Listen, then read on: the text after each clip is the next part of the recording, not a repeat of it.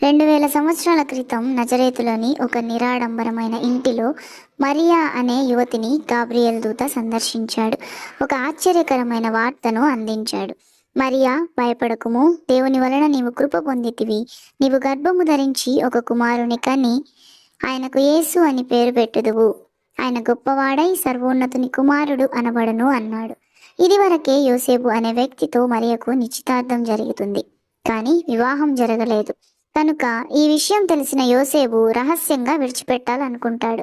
దేవదూత మరలా కలలో యోసేపుకు కనిపించి, మరియా గర్భము ధరించినది పరిశుద్ధాత్మ వలన కలిగినది కనుక నీవు మరియను చేర్చుకో అని చెప్తాడు. అందుకు యోసేపు మరియకు తోడుగా నిలిచి ముందుకు సాగారు.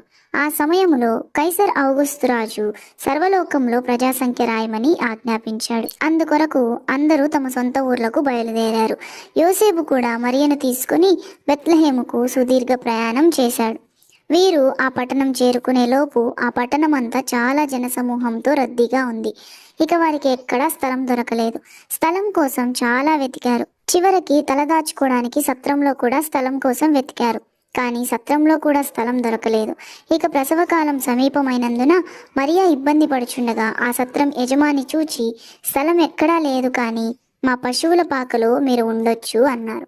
అందుకు వారు అక్కడికి వెళ్ళి పశువుల మధ్య ఉన్నారు. మరియా ప్రసవ వేదనతో యేసయ్యకి జన్మనిచ్చింది.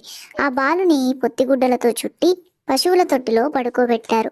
ఆ సమయంలో పొలంలో తమ గొర్రెల మందను కాచుకుంటున్న కాపరులకి దూత కనిపించి యేసయ్య పుట్టాడని వార్త అందించింది. వారందరూ వచ్చి యేసయ్యని చూచి సంతోషించారు.